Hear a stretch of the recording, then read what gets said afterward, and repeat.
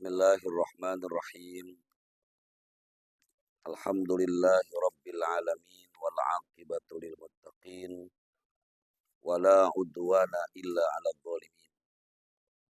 Wassalatu wassalamu ala sayyidil anbiya'i wal mursalin habibina wa syafiina wa maulana Muhammadin sallallahu alaihi wasallam wa ala alihi wa sahbihi wa man tabi'ahum bi ihsan ila yaumiddin wala haula wala quwwata illa billahil azim. Amma ba'd.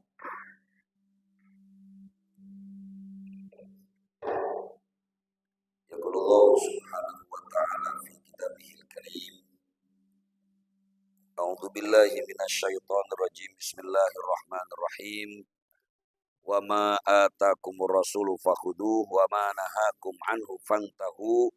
Shadaqallahu maulanal azim. Wallahu a'lamu bimuradi. Para asatidzah yang saya hormati, pengurus DKM, bapak-bapak dan saudara-saudara hadirin jamaah Majelis Ilmu Masjid Jami Al-Furqan yang dimuliakan Allah Subhanahu wa taala. Puji teriring syukur mari bersama kita panjatkan hanya kehadirat Allah Subhanahu wa taala. Yang alhamdulillah atas rahmat dan hidayahnya kembali di kesempatan malam ini kita dapat hadir dan duduk dalam satu majelis ilmu yang mulia. Mudah-mudahan hadirnya kita menjadi sabab wasilah turunnya rahmat dan berkah dari Allah Subhanahu wa taala. Amin ya rabbal alamin. Shalawat teriring salam kita mohonkan kepada Allah Subhanahu wa taala. Semoga senantiasa tercurah kemahlibaan junjungan Nabi besar kita Muhammad sallallahu alaihi wasallam kepada keluarga, kepada para sahabat dan kita umatnya yang insyaallah istiqomah sampai hari kiamat nanti. Mengawali majelis yang mulia ini, mari bersama kita baca satu umul kitab. Kita doakan kepada para arwah almarhum, almarhumah orang-orang tua kita, guru kita, saudara-saudara kita, semoga Allah ampuni dosa-dosanya, Allah terima segala amal ibadahnya, Allah jadikan kuburnya rawdah min riyadil jannah. Al-Fatihah ila hadhihi niyyah wa ala kulli niyatin shalihah wa ila hadratin nabi al-Fatihah. A'udzu billahi minasy syaithanir rajim. Bismillahirrahmanirrahim. Alhamdulillahi rabbil alamin arrahmanir rahim maliki yaumiddin. Iyyaka na'budu wa iyyaka nasta'in. Ihdinas siratal mustaqim. Siratal ladzina an'amta 'alaihim ghairil maghdubi 'alaihim waladdallin. Ya Rabbi bil Mustafa balligh maqasidana waghfir lana ma madha ya wasi'al karami ya Rabb.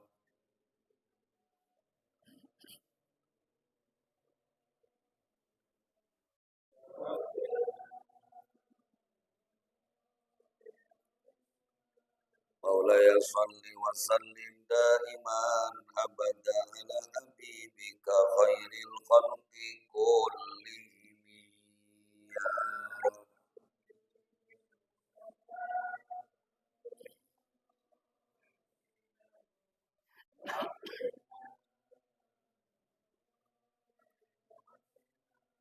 Wal habibul ladzi turja syafa'atuhu li kulli haulin minal ahwali muqaddimi ya Rabb.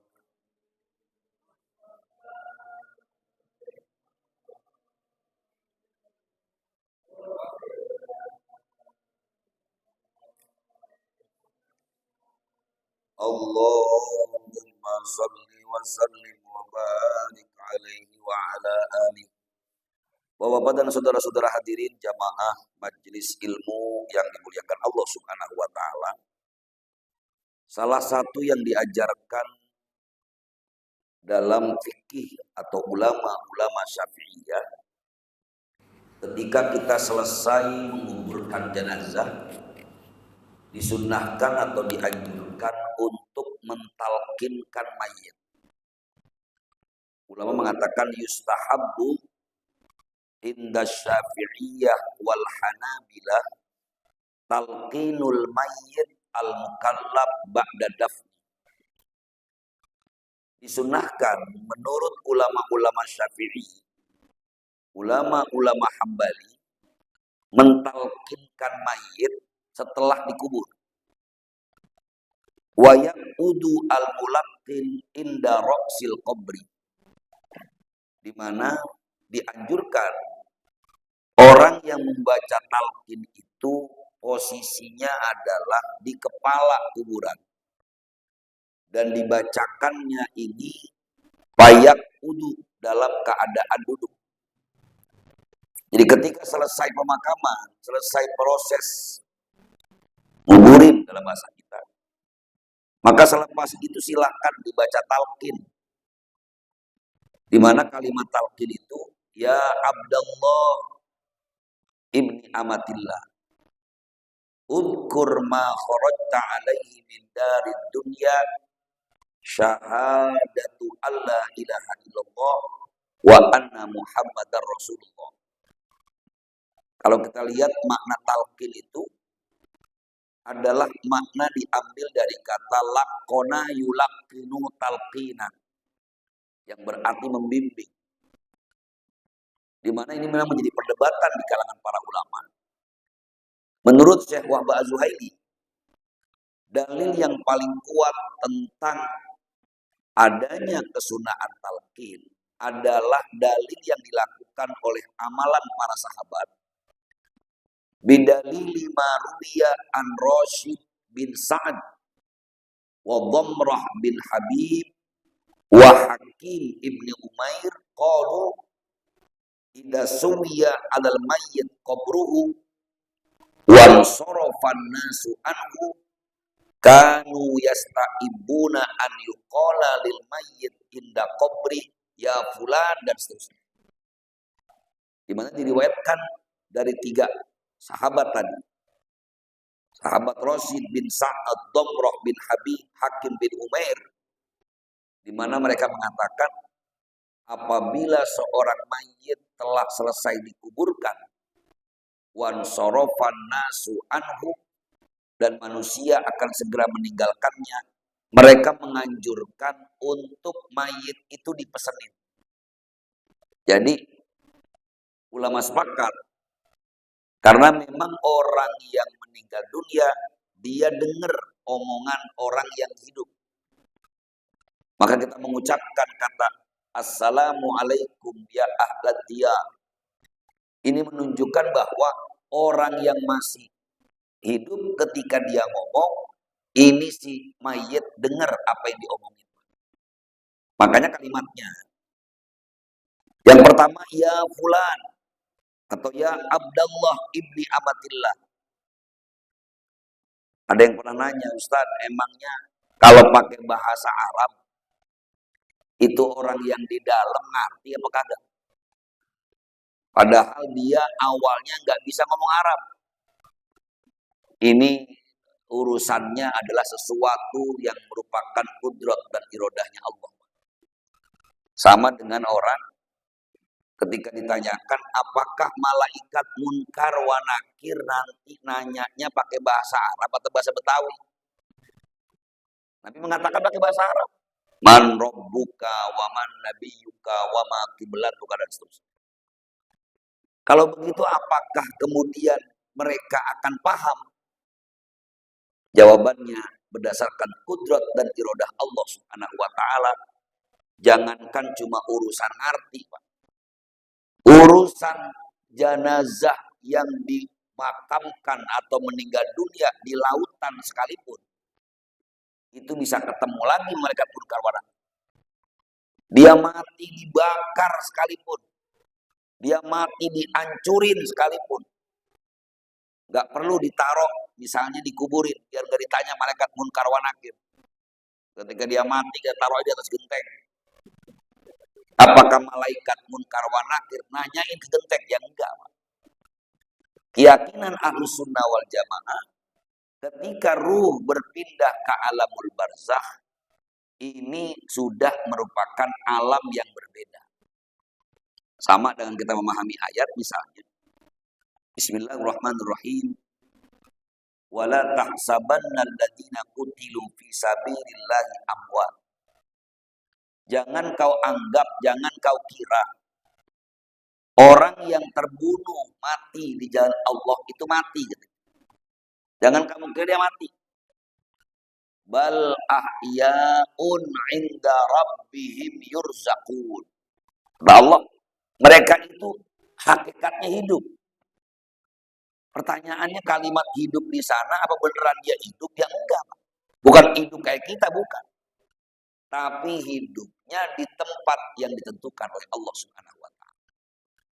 Maka bicara tentang talqin tadi, hakikatnya adalah mengingatkan tentang tauhid.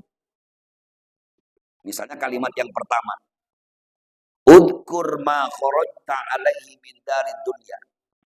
Fulan, yang meninggal, bahasa kasar begitu. Ingatlah apa yang engkau keluarkan dari alam dunia, yaitu syahadatu alla ilaha illallah wa anna muhammadar rasulullah. Diingetin lagi bahwa kamu sudah berjanji kepada Allah, meyakini tidak ada Tuhan yang layak disembah melainkan Allah. Kamu meyakini bahwa Nabi Muhammad adalah utusan Allah. Wa annal jannata haqqun wa annan nara haqqun. Sesungguhnya surga itu hak, wa annan nara hak, neraka juga hak. Wa annal ba'tsa haqqun, dan kebangkitan dari alam kubur pun adalah hak. Walaupun kita nggak pernah tahu, Pak. Itu yang ngomongin surga bener, neraka pasti bener, kebangkitan dari kubur pasti bener. Emang dia pernah ke neraka? Yang ngomong, yang baca talqin, pernah apa kagak? Belum. Ke surga pernah. Paling kita hanya memberikan ungkapan doang biasanya. Orang Indonesia kan suka kreatif. Kalau kebangetan enak, ya Allah, budak di surga ini. Walaupun kalau dibalikin, emang udah pernah ke surga apa? Belum. Kita kalau membuat ungkapan sesuatu yang nikmat, biasanya kita sebut kata surga. Di rumah duit banyak, bini senyum aja, beras banyak, anak pada sehat, jalan-jalan ke puncak, berenang. Kita telepon, bang mau pulang apa kagak? Ya enggak dah, udah di surga ini. Ungkapan begitu enak. Enggak apa-apa, walaupun enggak boleh menyatakan itu surga. Atau misalnya kita keadaan yang paling enggak enakin. Udah kagak punya duit, bini sakit, anak bengek semua. Mertua ngomel mulu.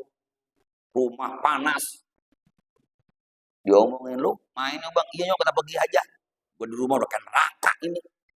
Memang neraka tahu. Tapi ini karena memang sebuah pemahaman keyakinan, Pak. Walaupun ada yang mengatakan apa nggak terlambat, Guru. Bahwa orang yang diingetin tentang kematian, diingetin tentang surga, neraka, diingetin tentang bangkit dari kubur, udah mati orangnya. Apa nggak terlambat? Ini karena memang ada perintahnya, udah kerjain aja, Pak. Walaupun bisa jadi udah nggak ada manfaatnya. Makanya namanya cuma ngingetin. Maka Syekh Zuhairi mengatakan, ada firman Allah Subhanahu wa taala dalam Al-Qur'an, Bismillahirrahmanirrahim. Wa dzakir fa inna dzikra tanfa'ul mu'minin. Wa dzakir, ingetin. Fa inna dzikra, maka sesungguhnya mengingatkan itu bermanfaat bagi orang-orang yang beriman. Paling enggak masih ada waktu. Mana masih ada waktunya? Bahwa dia belum ditanya.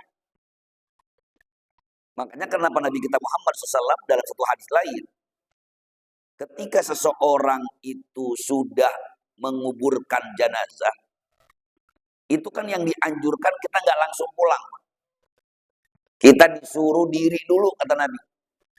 Karena Nabi kita Muhammad SAW mengatakan bahwa ketika kita ini sudah menyaksikan almarhum dikuburkan, kata Nabi, istaghfiru lahu, mintakan ampun untuk si fulan itu. Was'alullaha lahu bitathbit, mintakan kepada Allah buat orang ini yang meninggal dunia supaya at-tathbit, mantap jawabnya. Karena masih ada kesempatan, Pak. Apa kata Nabi kemudian? Fa innahul ana yus'alu, maka sesungguhnya orang yang mati lagi mau ditanya. Jadi masih ada waktu. Kalaupun kemudian ini tidak bermanfaat, artinya dianggap percuma, paling tidak kita sudah mengamalkan perintah Allah dan Rasulnya untuk ingetin. Dari awal saya sering sampaikan, bahwa mau itu ditalkinin, mau itu disolatin jutaan orang, mau nganterin jutaan orang, mau disaksikan min ahlil khair jutaan orang. Kalau memang dia nggak punya amal sendiri, la yanfa'u syai'a, ora ono manfaate pisan, bablas.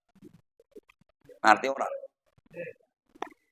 Ya artinya tak aya akatan naon-naon. Lagi mana mau ditambahin, modal aja dia kagak. Maka perdebatan ini sebenarnya nggak perlu berlama-lama gitu.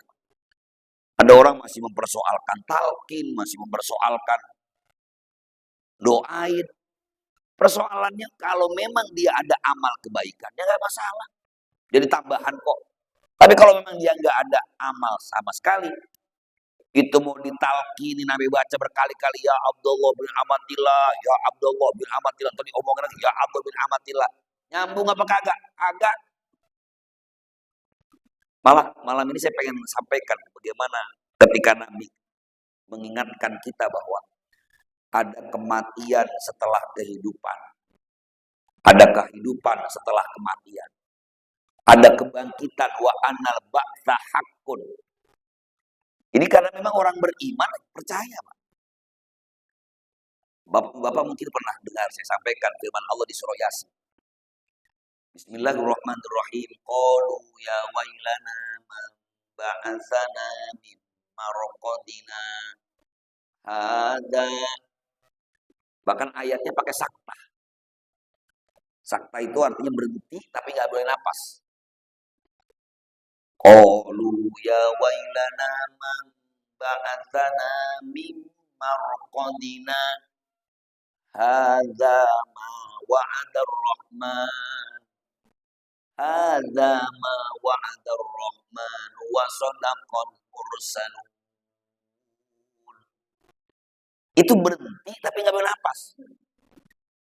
Ulama katakan bahwa karena memang ini perbedaan antara mukmin sama kafir. Kalimat yang pertama sampai mamba'atsana mim marqadina. Ini ucapan orang kafir, Pak. Qalu, orang kafir berkata, Allah yang ceritain dalam Quran. Ya wailana mamba'atsana mim marqadina. Siapa yang membangkitkan kami dari tidur kami? Siapa yang bangunin saya udah mati? Saya kirain pas udah mati beres masalah. Dibangunin lagi, Pak. Makanya kalau ada orang sampai mati gak bunuh diri dengan alasan biar selesai urusannya, goblok dia, Pak. Mati itu bukan selesai, justru awal masalah. Kalau mati menyelesaikan masalah enak, Pak. Kita mati sekarang yuk daripada puyeng bikin utang misalnya. Nah, persoalannya mati itu justru awal, nanti ketemu lagi pertanggungjawaban di hadapan Allah. Maka diingetin wa annal ba'tsa haqqun. Ini bicaranya iman, Pak. Saya kemarin bahas tafsir di surah Al-Baqarah 259. Bagaimana Allah menceritakan tentang seorang nabi yang bernama Nabi Uzair. Au kalladzi marra ala qaryatin wa hiya khawiyatun ala urushiha. Diceritain Nabi Allah Uzair lagi naik keledai. Pas naik keledai, dia bawa makanan dan minuman. Makanannya buah tin, Pak. Minumannya Jus buah lah sekarang. Ada buah yang diperas. Tahu-tahu dia lewat ala Qaryatin di sebuah kampung. Ulama tafsir mengatakan Qaryahnya itu adalah Baitul Maqdis. Apa kata dia? Ketika ngelihat itu kampung hancur semua, dia bilang, waduh, ini bagaimana Allah bisa ngidupin lagi kayak begini nih. Karena dia bukan nggak yakin, bukan nggak percaya, tapi ingin tahu bagaimana Allah bisa ngidupin tuh orang yang udah mati, bisa hidup lagi. Yang tulang belulangnya udah hancur. Nah kita kan ketika meninggal dunia, Pak, kuatnya berapa hari kita? Manusia yang meninggal dunia taruh di tanah, berapa hari kuatnya, Pak? Kuat 2 tahun. Kali pas diangkat 2 tahun utuh masih badannya kagak ada. Habis badannya, tulang belulangnya habis. Tapi Allah bilang nanti itu akan dibangkitkan Allah kembali utuh. Sebagaimana yang kita yakini bahwa pertanyaan malaikat Munkar wa Nakir saat nyiksa orang yang meninggal, itu kan riwayatnya mengatakan ketika kita digeding sama malaikat, naudzubillah min dzalik, dipukul malaikat sekeras-kerasnya, hancur tulang kita semuanya, kan dibangkitin lagi, utuh lagi. Nah kalau pakai logika kan nggak nyambung, Pak. Makanya Nabi Uzair ini kemudian diuji oleh Allah Subhanahu wa taala, pengen tahu seperti itu. Fa'amatahullahu mi'ata amin tsumma ba'atsah. Akhirnya Allah kasih itu pelajaran kepada Nabi Allah Uzair. Allah matiin dia, tapi maksud mati di sini bukan mati dalam pengertian jasanya terpisah dari ruh. Dibuat tidur. Makanya tidur tuh sama dengan mati, Pak. Gak percaya Bapak baca doa tidur apa? Bismika Allahumma ahya wa bismika. Kenapa nggak wa bismika anam? Bahasa Arab itu kan pakai nama ya namu. Bukan mata yamu itu bukan. Tapi ternyata doa tidur bismika Allahumma ahya wa bismika amut. Dengan namamu ya Allah aku hidup, dan dengan namamu aku mati. Kan doa tidur itu, Pak. Atau doa bangun tidur. Alhamdulillahilladzi ahyana. Segala puji hanya milik Allah. Alladzi ahyana, yang ngidupin.